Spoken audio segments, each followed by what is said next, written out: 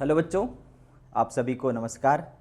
Student, आज हम 12th accountancy का जो क्वार्टरली एग्ज़ाम 2024 का जो पेपर है वो पेपर आज हम हल करने वाले हैं। तो स्टार्ट करते हैं आज की हमारी क्लास। त्रैमासिक परीक्षा 2024-25 लेखा शास्त्र 12 कॉमर्स। आप सभी को मालूम है इसका पैटर्न है। तो सबसे पहला हमारा जो क्वेश्चन है रिक्त स्थान वाला, ठीक है। तो रिक्त स्थान में दिया गया है कि ख्याति व्यापार की खालिस्तान संपत्ति है। भाई सबसे पहले तो हमें मालूम होना चाहिए कि जो ख्याति है वह एक स्थायी संपत्ति है और अमूर्त संपत्ति है, ठीक है। ये दो बात हमको मालूम है। तो ख्याति व्यापार की स्थायी और कैसी संपत्ति है? अमूर्त, स्थायी अमूर्त संपत्ति है। दूसरा है ख्याति लाभ कमाने में सहायक होती है, क्योंकि जो व्यापार में अधिक लाभ होता है वो ख्याति के कारण ही होता है। ख्याति पर खालिस्तान नहीं लगाया जाता है। भाई अब प्रश्न ये होता है ना, हम यहाँ लिखा ख्याति की स्थायी संपत्ति है, तो भाई जितनी भी स्थायी संपत्तियाँ हैं वो नियम के अनुसार, कानून के अनुसार उस पर ह्रास लगाना अनिवार्य होता है। लेकिन यहाँ ख्याति भी स्थायी संपत्ति है, तो क्या उस पर ह्रास लगता है क्या? नहीं, ख्याति के ऊपर ह्रास नहीं लगता। ख्याति का वास्तविक मूल्य व्यवसाय के विक्रय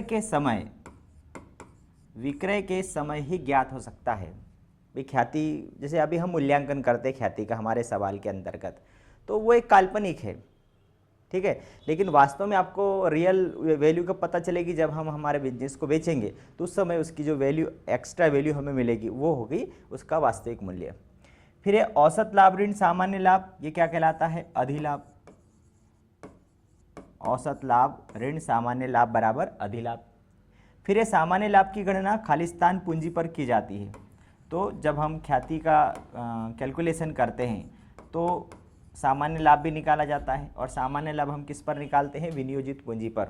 व्यापार के अंदर जो पूंजी इन्वेस्ट की गई है उस पूंजी के ऊपर सामान्य लाभ निकाला जाता है। फर्म के विघटन पर सर्वप्रथम कौन से दायित्वों का भुगतान किया जाता है? तो बाहरी मतलब फर्म के बाहर के लोगों से, जो बाहरी संस्थाओं से जो हमने लोन लिया है, सबसे पहले उनका भुगतान किया जाता है। तो ये हमारे रिक्त स्थान थे, बहुत आसान थे।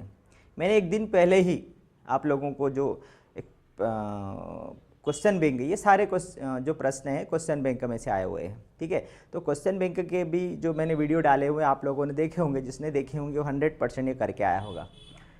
सही जोड़ी है।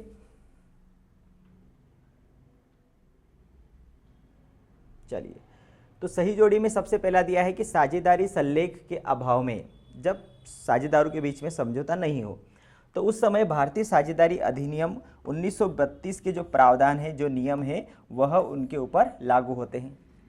फिर है साझेदार बन सकता है। कौन बन सकता है? ये भी हमने देखा है कि साझेदार बन सकता है, केवल एक व्यक्ति ही साझेदार बन सकता है। कोई संस्था या कोई संगठन वो साझेदार नहीं बन सकते। प्रत्येक साझेदार में क्या होना चाहिए? तो अनुबंध करने की क्षमता अनिवार्य है।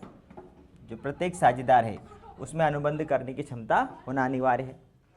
साझेदारी में लाभों का बांटना कैसा है? अनिवार्य है। साझेदारी में लाभ बांटना ये अनिवार्य तत्व होता है। स्थिर पूंजी की दशा में कौन सा खाता बनाया जाता है? चालू खाता बनाया जाता है। जब स्थायी पूंजी पद्धति अपनाई जाती है तो उस समय चालू खाता अलग से बनाया जाता है।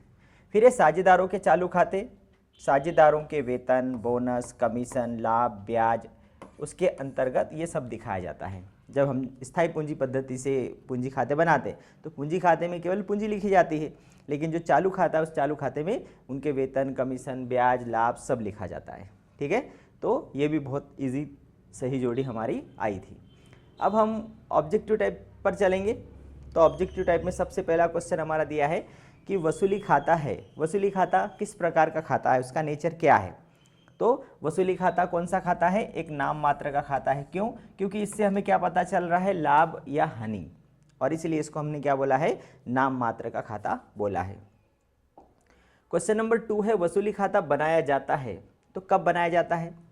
भाई ये भी हमें मालूम है कि वसूली खाता कब बनाया जाता है। ये फर्म के समापन पर बनाया जाता है और फर्म के जीवन काल में एक बार बनाया जाता है। तो जो वसूली खाता फर्म के विघटन पर, जब फर्म बंद हो रही हो तब बनाया जाता है।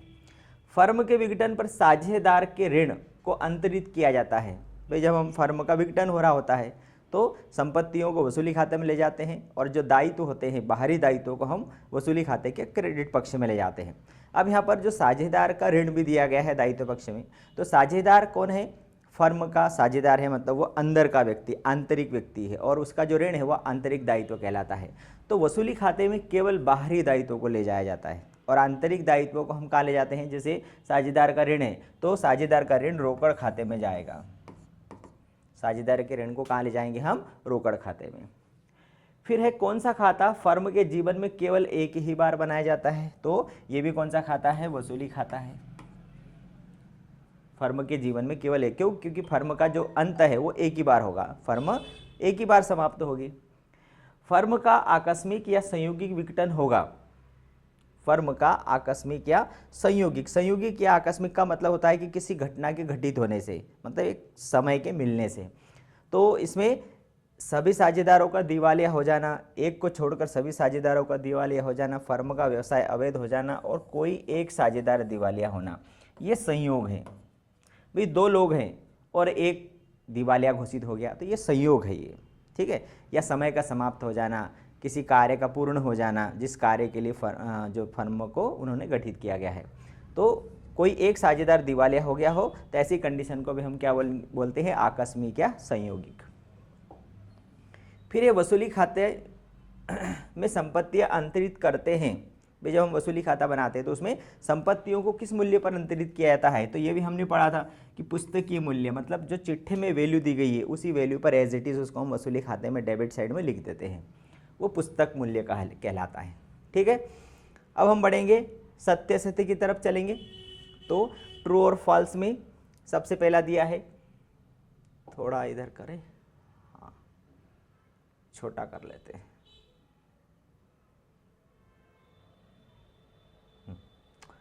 तो सत्य सत्य, ट्रू और फॉल्स। ए, बी और सी तीन पार्टनर हैं, 3-2-1 के अनुपात में साझेदार है। अब इसमें से जो बी है वो अवकाश ग्रहण कर रहा है। ए तथा सी का नया अनुपात 3:2 होगा। भाई हमने क्या पढ़ा है कि भाई जो ए, बी और सी 3, 2 और 1, अब इसमें से जो बी है ये चला गया तो जो बचा हुआ अनुपात ही उनका नया अनुपात होता है। अब बचा हुआ अनुपात क्या है? 3 है और 1 है, तो नया अनुपात क्या होना चाहिए उनका? 3:1 होना चाहिए। अब यहाँ बोला गया है कि 3:2 है और इसलिए ये क्या हो जाएगा? गलत हो जाएगा। नया अनुपात क्या होता है? तो नया अनुपात क्या होता है? अब यहाँ बोला है कि नया अनुपात ऋण पुराना अनुपात बराबर लाभ प्राप्ति अनुपात, बिल्कुल राइट है। नया ज़्यादा होगा, पुराना कम होगा, तो ये लाभ है। ऐच्छिक साझेदारी के अनुसार एक साझेदार से सभी साझेदारों की इच्छा से निवृत्त हो सकता है, गलत। तो ऐच्छिक साझेदारी का मतलब ही होता है कि वो अपनी इच्छा से निवृत्त होगा, किसी दूसरे की इच्छा से थोड़ी ना निवृत्त होगा, इसलिए गलत है। जब निवृत्तमान साझेदार को देय राशि वार्षिकी द्वारा चुकाई जाती है, वार्षिकी उचंत खाता बनाया जाता है। जैसे कोई साझेदार अवकाश ग्रहण कर रहा है, अब उसको देय राशि जितनी भी है तो फर्म के द्वारा उसको अलग अलग तरीक़ों से राशि का भुगतान किया जाता है। नगद दिया जाएगा, उसका ऋण खाता खोला जाएगा, उसको वार्षिकी द्वारा भुगतान किया जाएगा। तो ऋण खाते में किस्त के द्वारा भुगतान किया जाएगा और वार्षिकी के द्वारा उसके लिए एक वार्षिकी उचंत खाता बनाया जाता है। तो जब निवृत्तमान साझेदार को देय राशि वार्षिकी द्वारा चुकाई जाती है तो उसका ऋण खाता रखा जाता है। ये क्या है? गलत है। तो वार्षिकी द्वारा भुगतान करना अलग और ऋण खाता खोलना अलग, ये दोनों अलग अलग मेथड होती है और इसलिए गलत है। संयुक्त जीवन बीमा पॉलिसी का समर्पण मूल्य नहीं होता है, ये गलत है। क्यों? क्योंकि उसका समर्पण मूल्य होता है, ठीक है। फिर है ख्याति की राशि पर निवृत्त साझेदार का कोई अधिकार नहीं होता, ये भी गलत है। भाई जब कोई साझेदार फर्म से निवृत्त हो रहा है तो फर्म की ख्याति को बनाने में उसने बहुत योगदान दिया है, तो फर्म की जो भी ख्याति होगी उस ख्याति में उसका बिल्कुल उसका जो हिस्सा है उसके बराबर उसका अधिकार होता है। और ये बोल रहे हैं कि नहीं, इसलिए गलत हो गया। एक वाक्य में चलेंगे, नए और पुराने अनुपात का अंतर क्या कहलाता है? नए और पुराने अनुपात का जो अंतर है वह कहलाता है प्राप्ति या लाभ भी बोल सकते हैं, ठीक है, लाभ। या प्राप्ति अनुपात। फिर है जब एक साझेदार अपने को साझेदारी से अलग करता है तो ऐसी स्थिति को हम क्या बोलते हैं? अवकाश ग्रहण। ऐसी स्थिति को हम क्या बोलते हैं? अवकाश ग्रहण। ठीक है। मृत साझेदार को देय राशि का भुगतान किस प्रकार किया जाता है? तो मृत साझेदार को देय राशि का भुगतान किस प्रकार किया जाता है? तो भाई एक तो उसके कानूनी उत्तराधिकारी को किया जाता है, दूसरा उसको या तो एक मुश्त भुगतान किया जाएगा, ठीक है, या फिर वार्षिकी द्वारा भुगतान किया जाएगा, या ऋण खाता द्वारा भुगतान किया जाएगा। कोई से भी एक मेथड के द्वारा उसको भुगतान कर दिया जाएगा। साझेदार की निवृत्ति का कोई एक कारण, भाई कोई भी साझेदार किस लिए निवृत्त हो रहा है? तो बहुत सारे कारण हैं। वृद्धावस्था के कारण, वाद मतलब उनके बीच में मनमुटा होने के कारण, या फिर कहीं पर बाहर ट्रांसफ़र होने के कारण, कहीं बाहर शिफ्ट हो रहा हो, या खुद का व्यवसाय करना हो। तो ऐसे बहुत सारे कारण हो सकते हैं जिससे कि वो फर्म से निवृत्त हो रहा है। साझेदार को वार्षिकी द्वारा भुगतान करने पर कौन सा खाता खोला जाता है? वार्षिकी उचंत खाता। कौन सा खाता खोला जाएगा? वार्षिकी उचंत खाता। देखिए ये जो चीज़ें हैं ना, ये चीज़ें केवल अभी तो शुरुआत है, मतलब अभी क्वार्टरली एग्जाम हमने दिया है, इसके बाद हाफ ईयरली है, प्री बोर्ड है, वार्षिक परीक्षा है। तब तक इनको रोज़ रोज़ यदि आप ये जो अभी हमने पढ़ा है इसको आप पढ़ोगे तो ये आपका तैयार हो जाएगा। मतलब अभी फर्म के समापन तक की जो बातें हैं ये हमारी कंप्लीट हो जाना चाहिए। साझेदार के निवृत्त होने पर हिसाब की कोई एक समस्या बताइए। तो भाई साझेदार निवृत्त हो रहा है तो उस समय हिसाब करते समय कौन सी समस्या आएगी? ख्याति के मूल्यांकन की समस्या आ सकती है, लाभ की समस्या आती है ना, लाभ का मूल्यांकन, भाई लाभ का मूल्यांकन किस प्रकार किया जाए, ऐसी बहुत सारी समस्याएं। साझेदार की मृत्यु पर उसका दावा किसे हस्तांतरित किया जाएगा? कानूनी उत्तराधिकारी को। कानूनी उत्तराधिकारी को, ठीक है। साझेदार की मृत्यु पर उसका जो दावा है कानूनी उत्तराधिकारी को हस्तांतरित किया जाएगा। तो ये थे हमारे एक शब्द वाले। अब आगे हम बढ़ेंगे तो आगे जो थ्योरी वाले क्वेश्चन तो आप लोगों ने कर ही दिए होंगे, हम चलेंगे केवल प्रैक्टिकल क्वेश्चन करेंगे। देखिए क्वेश्चन नंबर जो 11 है कि राधा और रुक्मणी फर्म में साझेदार हैं, लाभ का विभाजन 3:2 के अनुपात में करते हैं। वे गोपी को साझेदारी में प्रवेश देते हैं। राधा अपने भाग का 1/3 और रुक्मणी अपने भाग का 1/4 भाग गोपी के पक्ष में समर्पित करते हैं। तो नया लाभ विभाजन अनुपात क्या होगा? 3:2 है, 1/3 1/4, ठीक है। तो हम बोर्ड पर चलते हैं, वहीं पर होगा।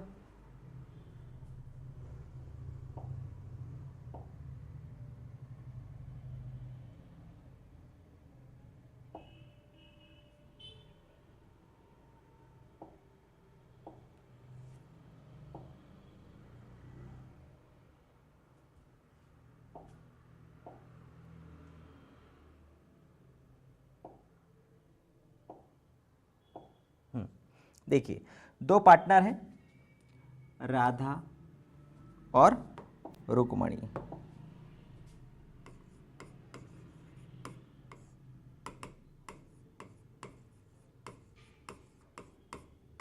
और उनका प्रॉफिट शेयरिंग रेशो कितना है? 3:2। उन्होंने गोपी को साझेदार बनाया। किसको बनाया? गोपी। अब गोपी जो है, गोपी को कितना हिस्सा दिया जा रहा है? तो गोपी को इतना हिस्सा जो दिया जा रहा है वो राधा के द्वारा कितना हिस्सा दिया जा रहा है? जो राधा है वो कितना त्याग कर रही है? राधा के द्वारा कितना त्याग किया जा रहा है? अपने लाभ का 1/3। तो राधा जो है वो कितना त्याग कर रही है? राधा का हिस्सा है 3/5, तो 3/5 का 1/3 वो त्याग कर रही है। इसी प्रकार से जो रुक्मणी है, रुक्मणी 2/5 का 1/4, उसमें दिया ना कि राधा अपने भाग का, तो राधा का भाग कितना है 3/5, वो अपने भाग का कितना हिस्सा त्याग कर रही है 1/3, तो का शब्द आ गया मतलब गुणा लगेगा। इसी प्रकार से रुक्मणी अपने भाग का, मतलब रुक्मणी का भाग कितना है 2/5, 2/5 का 1/4 मतलब 2/5 गुणित 1/4, तो ये उनका त्याग आ जाएगा। जब गुणा का चिन्ह हो तो ऊपर ऊपर की संख्याओं का आपस में गुणा, नीचे नीचे की संख्याओं का आपस में गुणा कर देते हैं। 3 एकम 3 और 5 तिया 15, 2 एकम 2 और 5 चौका 20। ठीक है, अब कौन है गोपी? अब गोपी का हिस्सा कितना होगा? तो इन दोनों ने जो त्याग किया होगा इसको हम जोड़ देंगे। भाई गोपी को कितना हिस्सा दिया गया है, तो इन दोनों ने क्या किया है, त्याग किया है। किसके लिए त्याग किया है? गोपी के लिए त्याग किया है। कितना किया है? 3/15 प्लस 2/20, तो गोपी का हिस्सा आ जाएगा, कितना आ जाएगा? अब 20 और 15 इसका हम यदि एलसीएम निकालेंगे तो 20 और 15 का एलसीएम कितना आ जाएगा? 2, फिर 2, फिर 3, फिर 5, 2 दूनी 4 तिया 12 पंजे 60। ठीक है, 15 और 20 का जो एलसीएम आया कितना आया? 2 गुणित 2 गुणित 3 गुणित 5, 2 दूनी 4, 4 तिया 12, 12 पंजे 60, ये क्या आ गया? एलसीएम आ गया। अब यहाँ हमने एलसीएम लिख दिया 60, 15 का भाग देंगे 60 में, 15 चौकू 60, 4 आया। 4 का गुणा करो 3 में, 4 तिया 12।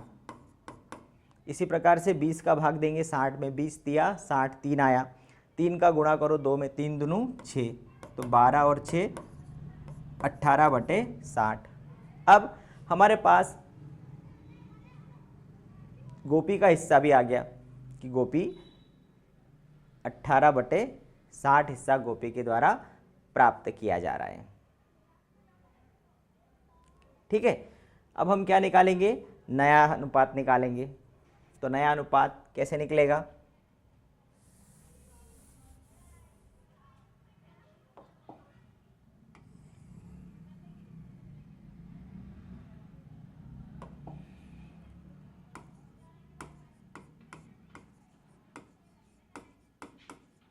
नया अनुपात बराबर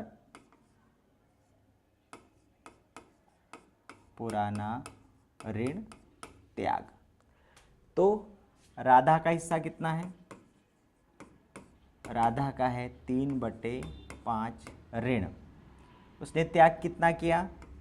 3/15।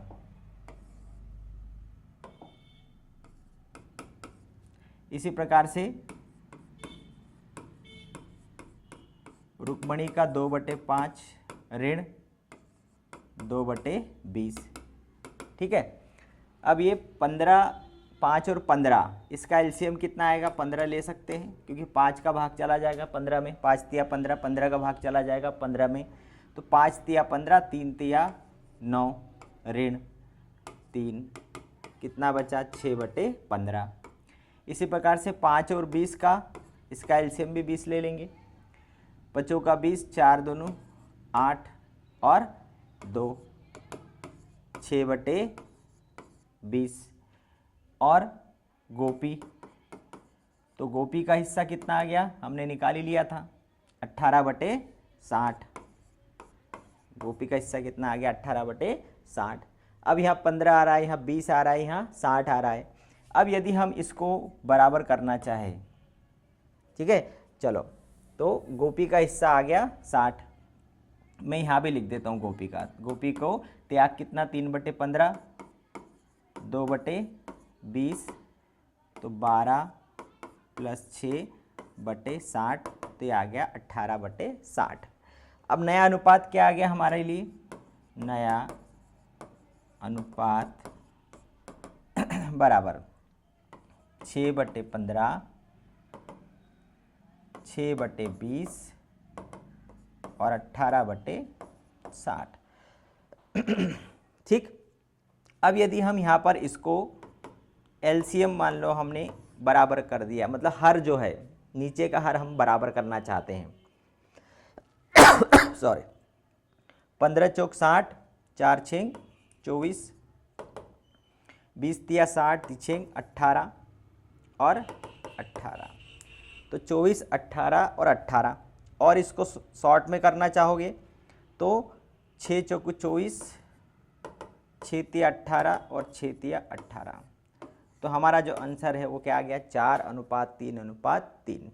ये हमारा क्या आ गया, नया अनुपात आ गया, 4, 3 और 3। ठीक है। तो अब हम चलेंगे अगले क्वेश्चन की तरफ।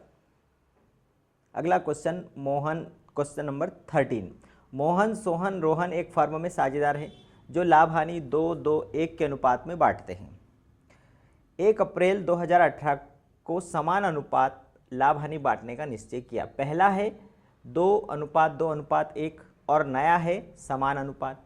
साझेदारों द्वारा त्याग एवं प्राप्ति अनुपात की गणना करें। मोहन, सोहन, रोहन 2-2-1 और समान। ठीक है। तो आ जाते हम बोर्ड पर।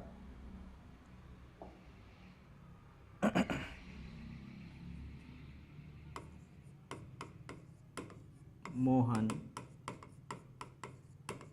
सोहन और रोहन 2-2-1।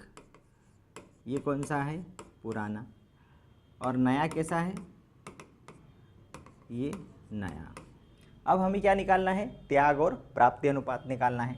तो उन्होंने बोला है कि त्याग अनुपात निकालिए या प्राप्ति अनुपात निकालिए। आप कोई सा भी फॉर्मूला लगा सकते हैं। हम यहाँ लगाएंगे त्याग अनुपात का फॉर्मूला लगाएंगे। ठीक है। तो त्याग अनुपात बराबर पुराना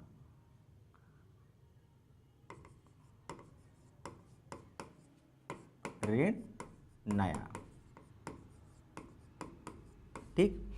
अब मोहन का पुराना कितना है, 2/5, नया 1/3। फिर सोहन का 2/5 ऋण 1/3 और रोहन 1/5 ऋण 1/3। तो क्या निकलेगा इस क्वेश्चन के अंदर, आंसर क्या निकलेगा, त्याग निकलेगा, क्योंकि हमने त्याग का फॉर्मूला निकाला है। तो जो घट जाएगा यहाँ पर, पुराने में से नया घट जाएगा तो वो त्याग होगा, और जो नहीं घटेगा वो हो गया प्राप्ति। अब यहाँ पर 3 और 5, तो 5 तिया 15 एलसीएम आ गया। जब हमने आपस में कर दिया तो 3 दूनी 6 और 5, 6 में से 5 घट गया, 1/15, ये क्या आ गया, त्याग। अभी हमने बोला कि जो आसानी से घट जाएगा, भाई 6 बड़ी संख्या में से छोटी संख्या घट गई, इधर से ही घटाएंगे ना, 6 में से 5 घट गया तो 1 बचा, मतलब ये त्याग है, क्योंकि हमने त्याग का फॉर्मूला लगाया। यहाँ पर भी हमने लिखा 5 तिया 15, 3 दूनी 6, 5 एकम 5, तो यहाँ भी आ गया 1/15, तो ये भी आ गया इसका त्याग। रोहन का देखेंगे, 5 तिया 15, 3 एकम 3 और 5 एकम 5। अब देखो यहाँ पर 3 में से 5 घटेगा क्या, नहीं, 3 छोटी संख्या है और 5 बड़ी संख्या है, तो क्या आ रहा है, 2/15, मतलब ये क्या आ जाएगा, प्राप्ति।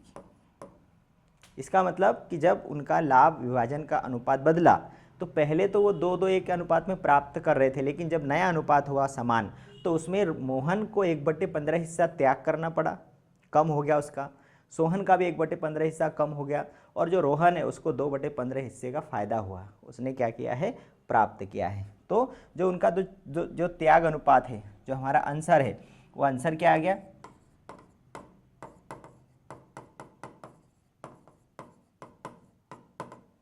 तो आंसर हम लिख सकते हैं, मोहन का त्याग 1/15,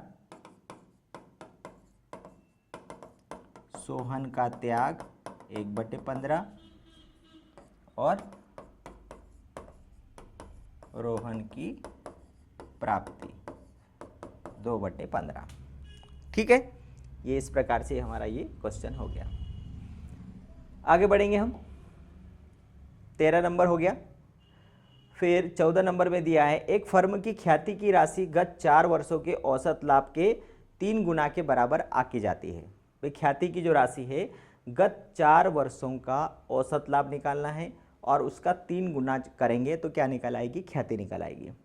ख्याति की राशि ज्ञात की है, जबकि गत 4 वर्षों के लाभ हानि इस प्रकार है। प्रथम वर्ष लाभ हुआ 10, द्वितीय वर्ष हानि हुई है, इसको ध्यान रखना 1000, तृतीय वर्ष लाभ हुआ 6000 और चतुर्थ वर्ष हानि हुई है 3000।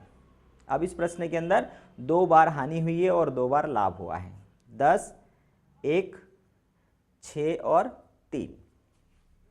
ठीक है, 10, 1, 6 और 3।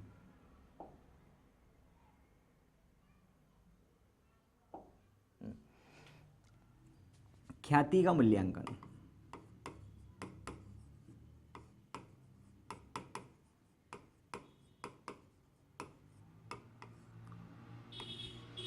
तो सबसे पहले हम क्या निकालेंगे यहाँ, औसत लाभ। औसत लाभ बराबर गत 4 वर्षों के लाभ का योग बटे वर्षों की संख्या। गत 4 वर्ष 10, 1 क्या था, 10, 1, 6 और 3, 10, 1, 6 और 3। ठीक है, तो ये 1000 रुपये हानि है।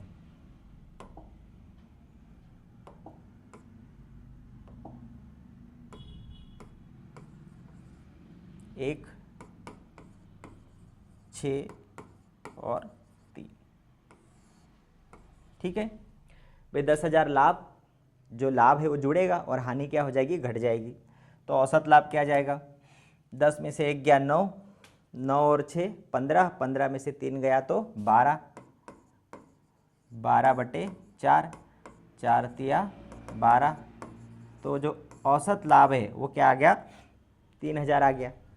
अब ख्याति का मूल्यांकन कैसे करना है, औसत लाभ गुणित क्रय के वर्ष। औसत लाभ आया 3000, क्रय का वर्ष 3, तो 3 तिया 9, ये आ गई हमारी ख्याति। ठीक है, औसत लाभ के 3 गुना मतलब 3 वर्षों के आधार पर। तो हमने यहाँ फॉर्मूला लगाया, औसत लाभ 4 का भाग दिया, 3000 आ गया औसत लाभ, और 3 का गुणा किया तो हमारी जो ख्याति आ गई वो 9000 रुपये हमारी ख्याति आ गई।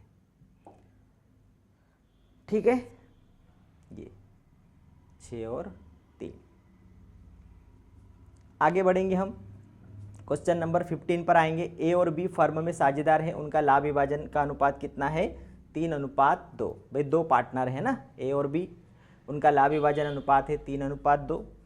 वे सी को साझेदारी में भाग के लाभ के लिए प्रवेश देते हैं, नए लाभ विभाजन अनुपात की गणना करो।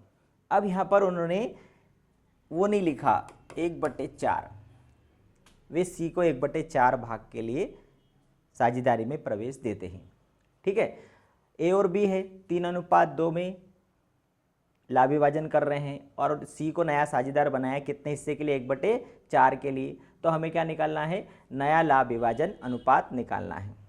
ठीक, 3:2 1/4। तो हम यहाँ करेंगे ए बी 3:2। अब नया साझेदार कौन आया, सी, उसको कितना हिस्सा दिया जा रहा है, 1/4। अब नया साझेदार को 1/4 हिस्सा दे रहे हैं, तो भाई फर्म का जो कुल हिस्सा है वो क्या होगा, 1। फर्म का कुल भाग, तो फर्म का कुल भाग कितना है माना जाएगा, 1। भाई पूरी रोटी 1 बोलेंगे, मतलब तो फर्म का कुल भाग कितना हुआ, 1 हो गया। अब इस एक भाग में से नए साझेदार को देने के बाद में भाई एक में से हम 1/4 भाग किसको दे देंगे, सी को दे देंगे। तो सी को देने के बाद शेष भाग कितना बचेगा, फर्म का शेष भाग। तो एक में से 1/4 हमने किसको दे दिया, सी को दे दिया। तो कितना बच गया, 4 एकम 4, 4 में से 1 गया 3/4। ये क्या बच गया, फर्म का शेष भाग। भाई एक रोटी है, जैसे मान लो हम यहाँ पर एक सर्कल बनाते हैं, ठीक है, तो उससे आपको पता चल जाएगा। मान लो मैंने यहाँ पर एक बनाया सर्कल, ठीक। अब मैं यहाँ पर उसके 4 हिस्से बना देता हूँ, ठीक है। ये पूरी एक रोटी थी, मैंने उसके 4 बराबर बराबर टुकड़े कर दिए। अब 4 बराबर बराबर टुकड़े करने के बाद ये पूरा एक लाभ था फर्म का, पूरी एक रोटी थी ये, उसके 4 हिस्से हमने कर दिए बराबर बराबर। अब जो सी है उसको हमने 1/4, 1/4 का मतलब कि ये 4 हिस्सों में से 1/4 हिस्से के लिए हमने किसको बना लिया, सी को बना लिया। अब ये तो हमने सी को दे दिया, तब बचा जो हिस्सा है वो किसका है, वो ए और बी का है। तो कितने हिस्से बचे, 1, 2 और 3। इसका मतलब 4 में से 3 हिस्से बचे हैं। तो ये 3/4 हिस्सा किस शेष भाग है, वो किसका हिस्सा है, अब ए और बी लेंगे। तो ए का भाग कितना आ जाएगा, ए का भाग। अब 3/4 को कौन बांटेंगे, ए और बी बांटेंगे। तो 3/4 का ए कितना लेगा, 3/5, और इसी प्रकार से बी का भाग कितना होगा, वो भी 3/4 का कितना लेगा, 2/5। भाई बचे हुए भाग को वो अपने पुराने अनुपात में क्या कर लेंगे, बांट लेंगे। अभी हमने देखा था जब गुणा का चिन्ह हो तो ऊपर ऊपर की संख्याओं का आपस में गुणा कर दो। 3 तिया 9, 4 पंजे 20, 3 दूनी 6, 4 पंजे 20। ये नया हिस्सा आ रहा है। और सी को आपने, सी का भाग कितना है, सी को आपने 1/4 हिस्से के लिए साझेदार बनाया है। जब यहाँ भी 20 है, यहाँ भी 20 है, और यदि यहाँ भी हमें 20 लाना हो तो क्या करना पड़ेगा, ऊपर नीचे आप एक ऐसी संख्या का गुणा करो कि 20 आ जाए। तो 5 का गुणा करेंगे तो क्या आ जाएगा, 5 एकम 5 और 4 पंजे 20। तो जो नया रेशो है, उनका जो नया अनुपात है वो क्या आ जाएगा, ए बी और सी का जब हर समान हो तो हम लिख सकते हैं 9, 6 और 5। तो ये हमारा आंसर क्या आ गया, आंसर आ गया। क्लियर, 9:6:5। आगे बढ़े। आई होप, मैं उम्मीद करता हूँ कि आप लोगों को समझ में आ रहा होगा। थोड़ा आराम से शांति से समझेंगे तो समझ में आ जाएगा। अब आगे बढ़ते हम क्वेश्चन नंबर वो उसी में अथवा देखते हैं कि ए बी और सी 3 पार्टनर हैं। लाभ का विभाजन 2-2-1 के अनुपात में करते हैं। वे डी को 1/8 भाग के लिए प्रवेश देते हैं, जो कि वह ए से अधिग्रहित करता है। मतलब अपना संपूर्ण भाग किससे ले रहा है, पूरा का पूरा भाग ए से ले रहा है। जब से शब्द आ जाएगा इसका मतलब आप ए के हिस्से में से 1/8 हिस्सा जो उसका है डी का, वो पूरा पूरा उसमें से माइनस कर दो। नए लाभ विभाजन अनुपात की गणना करना है, बहुत आसान है भाई। 2-2-1 में से डी का 1/8 हिस्सा वो किससे ले रहा है, ए से, ए के हिस्से में से घट जाएगा। बचा जो लाभ हिस्सा है वो क्या कहलाएगा, नया अनुपात कहलाएगा। चलिए कर लेते हम 2-2-1 1/8।